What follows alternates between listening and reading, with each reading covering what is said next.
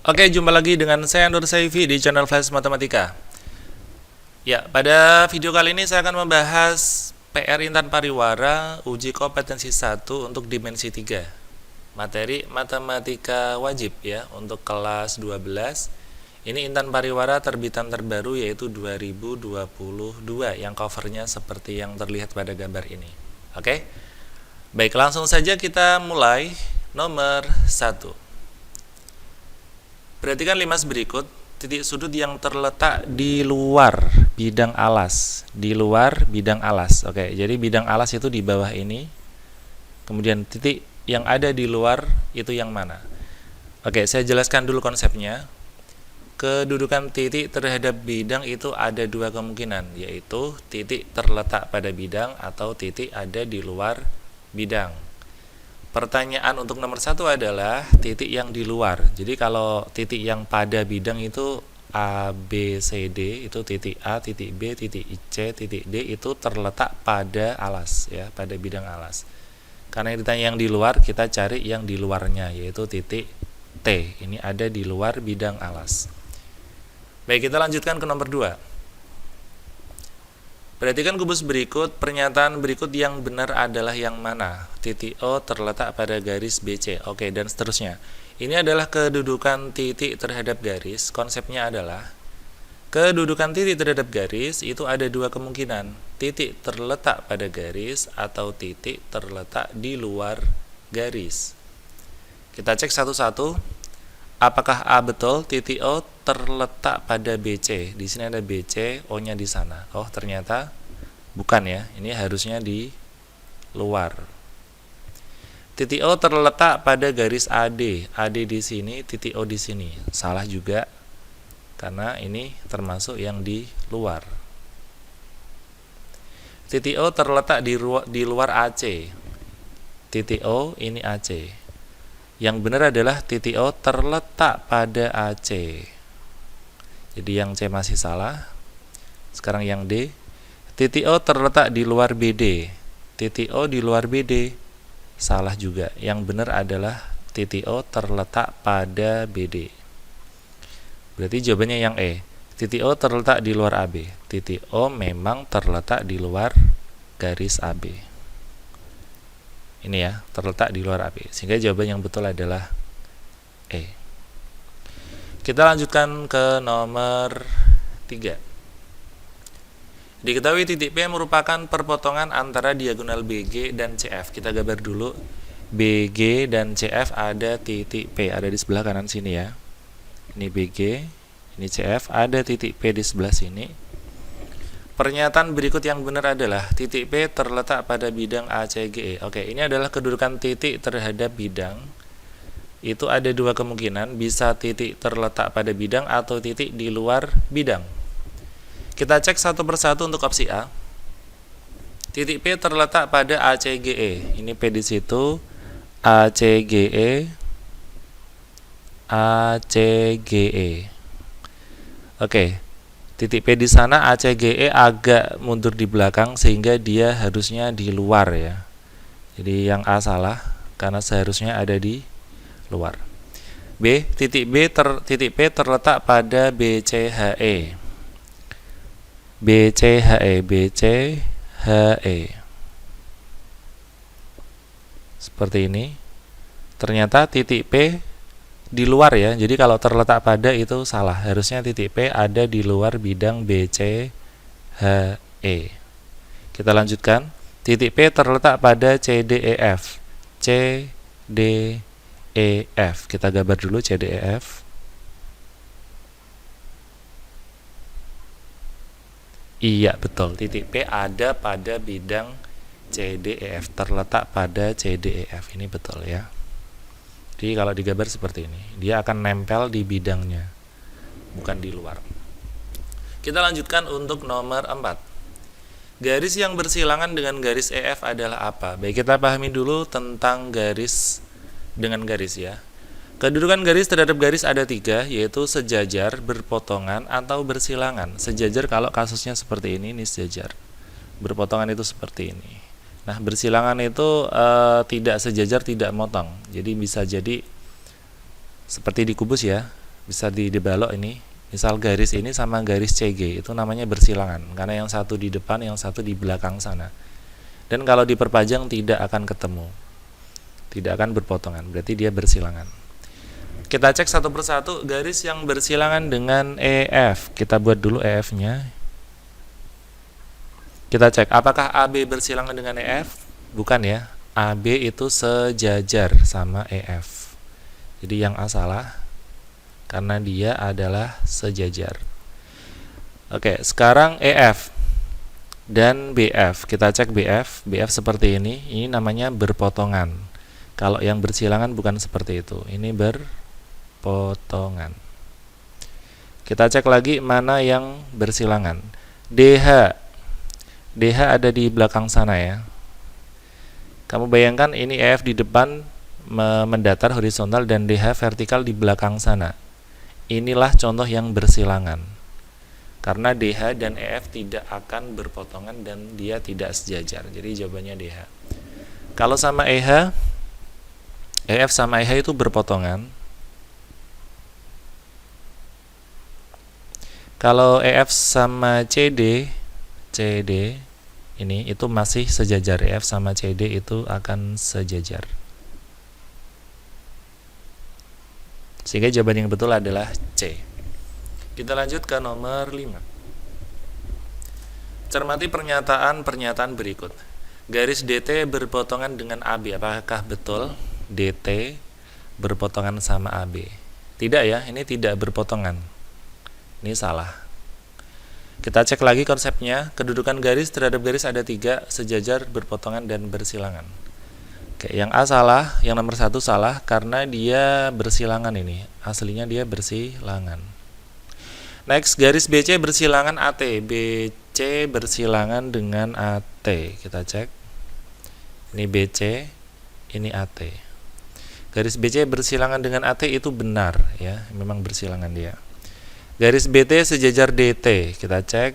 BT sejajar DT. Ini BT, ini DT. Ternyata tidak sejajar ya. Ini salah, dia itu berpotongan. Sehingga jawaban yang benar hanya 2. Kita lanjut ke nomor 6. Perpotongan antara ACGE dan BEG adalah apa? Coba kita bahas konsepnya. Kedudukan bidang terhadap bidang itu ada 2 kemungkinan. Bisa sejajar, bisa berpotongan. Nah, di sini yang dibicarakan adalah bidang yang berpotongan. ACGE dan BEG. Saya gambar dulu ACGE. ACGE bidangnya seperti ini. Oke ya, ini bidangnya ACG yang warna merah. Kemudian BEG. BEG. Saya gambar BEG dengan warna lain, misalkan warna biru.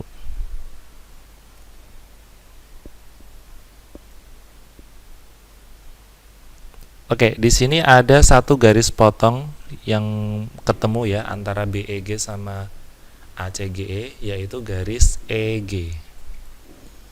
Jadi ACG itu bidang diagonal yang tegak, kemudian di sini ada ACGE. Kalau misalkan mau diarsir jadinya seperti ini nih.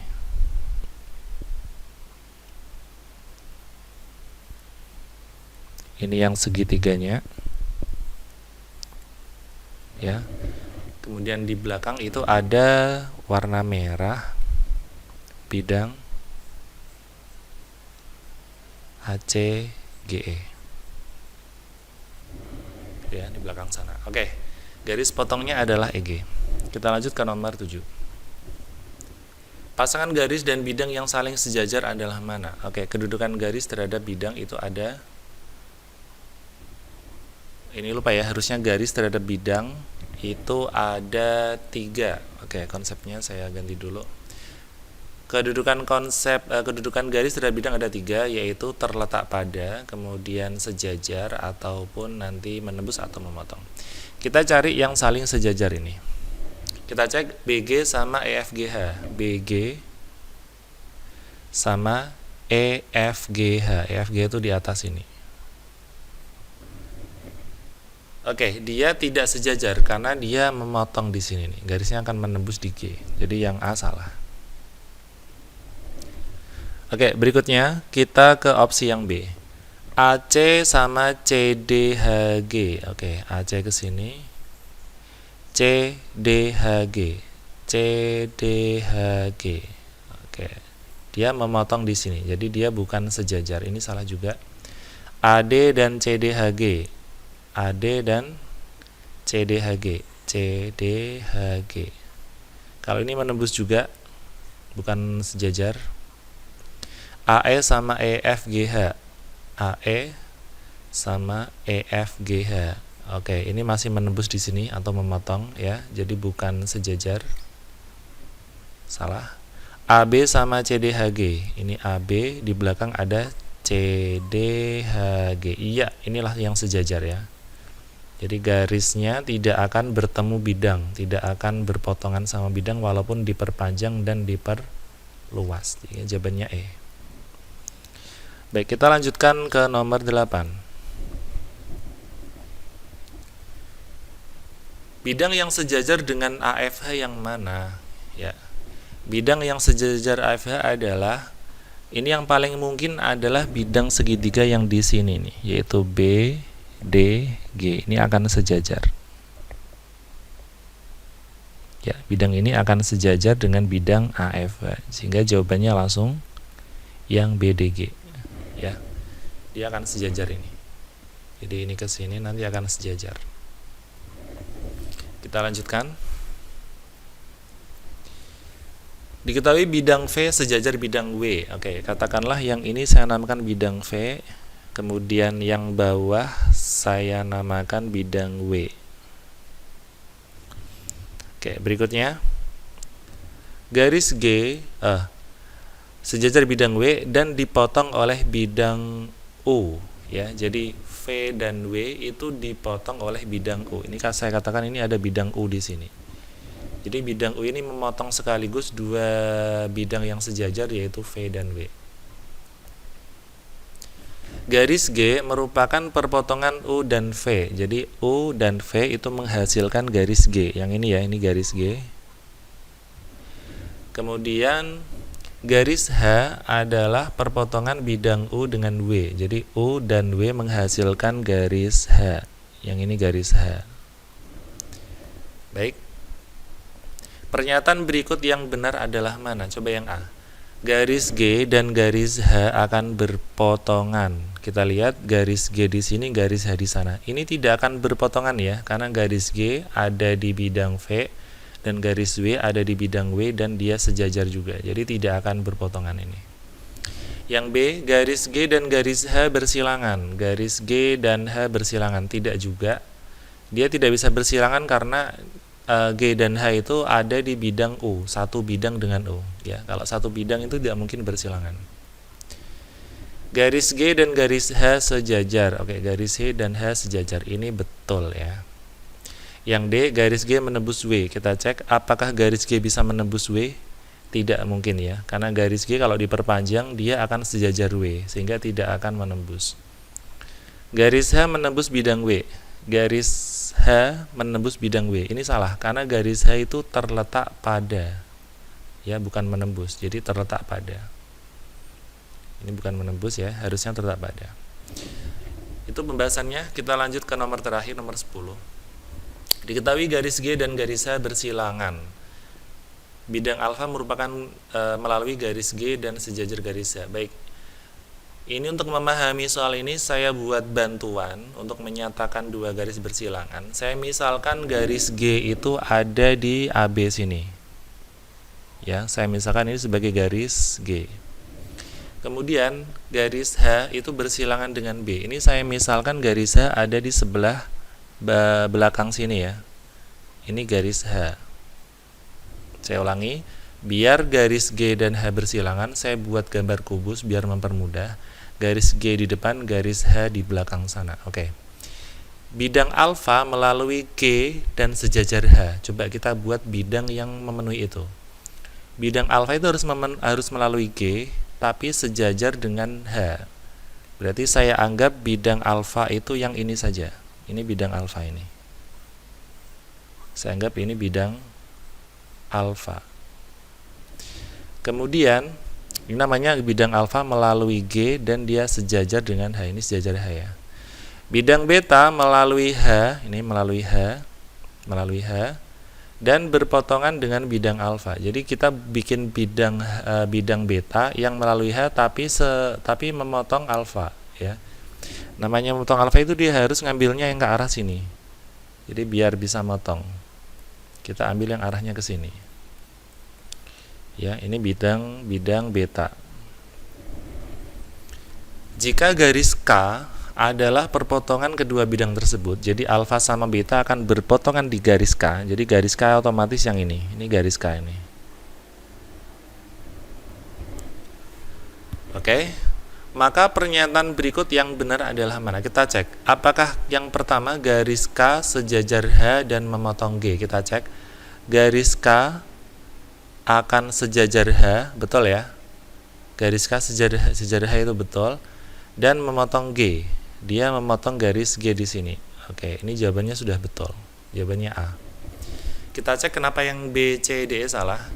Garis K sejajar G, memotong H. Garis K sejajar G, tidak. Garis K sama G itu berpotongan, ya kan? Ini salah. Garis K memotong G dan H. Garis K hanya memotong G, dia tidak bisa memotong H, ya, karena di belakang. Ini salah juga. Garis K dan H saling bersilangan. Garis K dan H itu bukan bersilangan tetapi sejajar. Garis K dan G saling sejajar. K dan G bukan sejajar tetapi berpotongan. Ya, jawaban yang paling tepat adalah A. Oke, demikian tadi pembahasan untuk uji kompetensi 1 materi dimensi 3 matematika wajib kelas 12. Buku Intan Pariwara terbitan 2022. Silakan disimak dan ditunggu lagi video-video berikutnya tentang pembahasan Intan Pariwara maupun buku yang lain ya. Oke, sampai jumpa. Assalamualaikum warahmatullahi wabarakatuh.